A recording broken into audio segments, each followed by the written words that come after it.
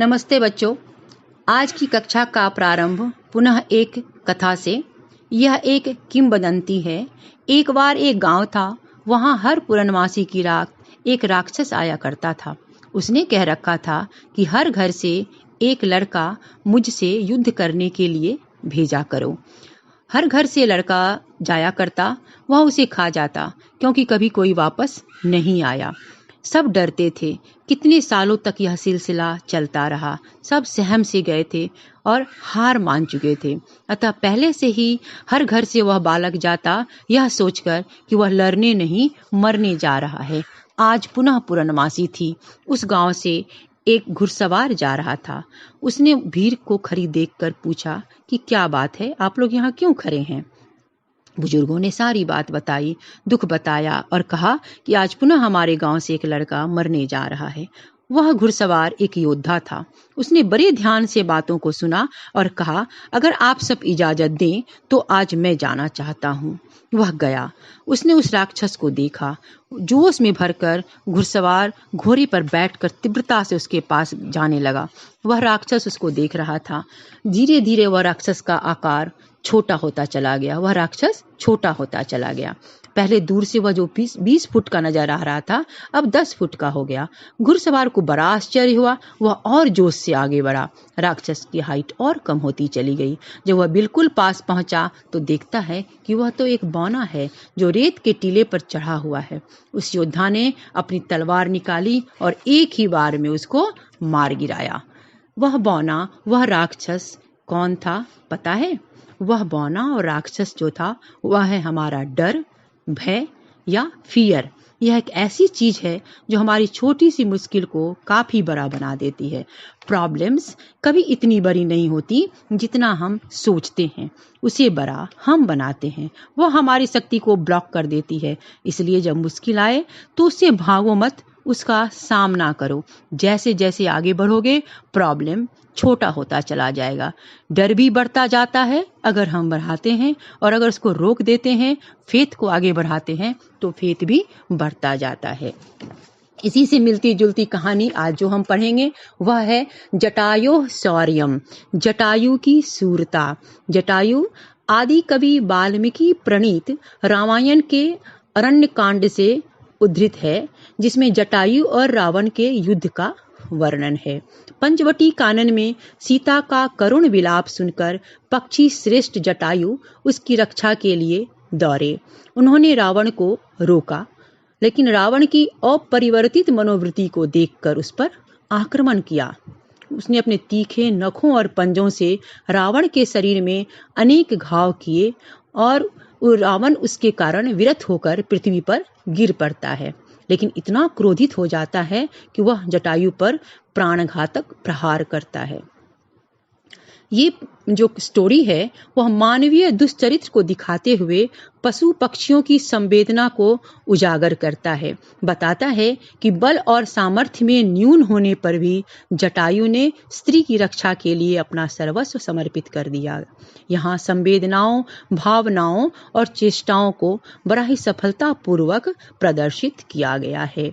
जैसे हम लोग स्टोरी पढ़ते हैं ना, मातृवत परदारेषु, अर्थात जो दूसरी स्त्रियों को अपनी माता के समान आदर सम्मान करता है वह हमेशा प्रतिष्ठा और सुख संपत्ति को प्राप्त करता है और जन्म जन्म तक उसको संसार में यश की प्राप्ति होती रहती है। तो इसी के आधार पर हम लोग आज कहानी इसको शुरू करते हैं। श्लोक को इसके अंतर्गत जो श्लोक दिए गए हैं उसको, पहला है सा तदा करुणा वाचः विलपन्ति सुदुखिता वनस्पति गतम गृधम ददर्श आयत लोचना।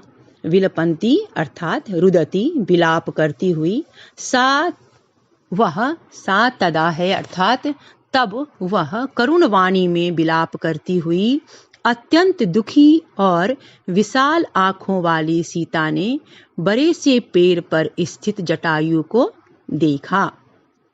करुणा का विपरीतार्थक निष्करुणा, दुखिता का सुखिता लिखेंगे। दूसरा श्लोक है जटायो पश्य मम आर्य ह्यमानाम अनाथवत अनेन राक्षसेन्द्रेण करुणम पाप कर्मणाम। अन्वय है आर्य जटायो अनेन पाप कर्मणा राक्षस इंद्रेण अनाथवत करुणम ह्रियमानाम माम पश्य।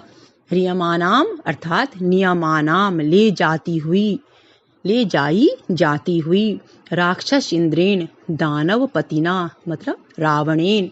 हे आर्य जटायु, दुष्कर्म करने वाले इस राक्षस राज रावण के द्वारा अनाथ की तरह ले जाई जाती हुई मुझे देखो।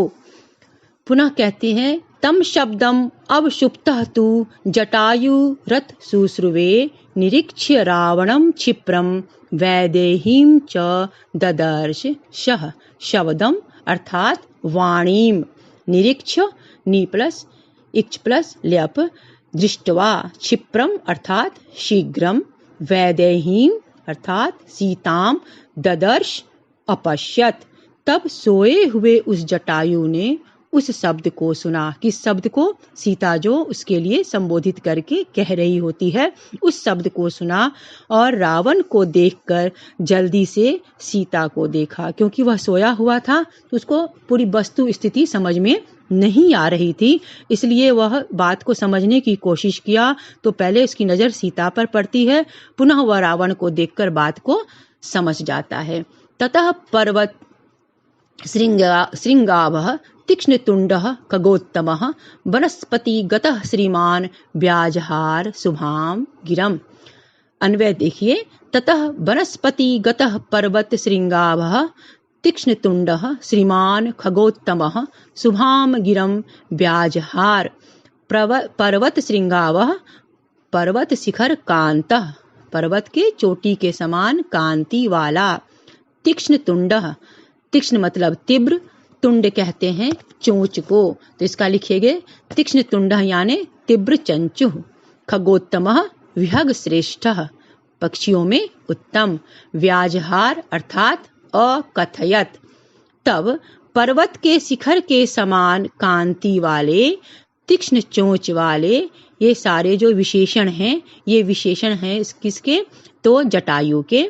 तो तीक्ष्ण चोंच वाले वृक्ष पर स्थित शोभायुक्त श्रेष्ठ पक्षी जटायु ने कहा। जब उसको सारी वस्तु स्थिति समझ में आती है जटायु को, तब जटायु उसको समझाने की कोशिश करता है। किसे? रावण को। बेटा, रामायण काल में पक्षियों की बहुत ही महत्वपूर्ण भूमिका रही है। एक ओर जहाँ काकभुसुंडी की चर्चा हमें मिलती है, दूसरी ओर गरुड़ का भी उल्लेख मिलता है जिसने श्री राम को नागपाश से मुक्त कराया था। जटायु का तो यहाँ विशेष ही उल्लेख है। जटायु गृधराज थे। वे ऋषि ताक्षय, कश्यप और विनीता के पुत्र थे और ये विंध्याचल की तलहटी में रहते थे। इन्होंने बड़ी ही वीरता से, आगे जब हम इस कहानी को, इस स्टोरी को पढ़ेंगे, इस श्लोकों को पढ़ेंगे तो हम देखेंगे कि उन्होंने बड़ी ही वीरता से युद्ध करके रावण से सीता को बचाने की कोशिश तो की। हालांकि वह सक्षम नहीं हुए सीता को बचाने में, लेकिन उनकी कोशिश से और बाद में जब वो मृत्यु को प्राप्त कर रहे थे और रावण के जाने के बाद राम वहां आते हैं तो सारा कुछ राम को बताने के बाद ही प्राणांत करते हैं अपना। तो राम को यह, श्री राम जी को यह बात पता चल जाती है कि सीता को लेके कौन गया। क्योंकि जब हम वस्तु स्थिति को समझ लेते हैं तो इसके पीछे जाना हमारे लिए बहुत ही आसान हो जाता है। तो अगली कक्षा में हम लोग जो बचे हुए अंश हैं इस कथानक के, जटायु शौर्यम के, उसके बारे में पढ़ेंगे। अभी जो हम लोगों ने श्लोकों को पढ़ा है उसका अन्वय, प्रश्नोत्तर तथा जो भी पद परिचय और प्रकृति प्रत्यय हैं उसको आप लोग स्मरण करेंगे और इसका भावार्थ और श्लोकार्थ भी लिखने की कोशिश करेंगे खुद से अपने शब्दों में। उसके बाद मुझे दिखाइए, जहाँ अशुद्धि होगी, जहाँ भी गलतियाँ होगी उसको मैं सुधारने की कोशिश करूँगी।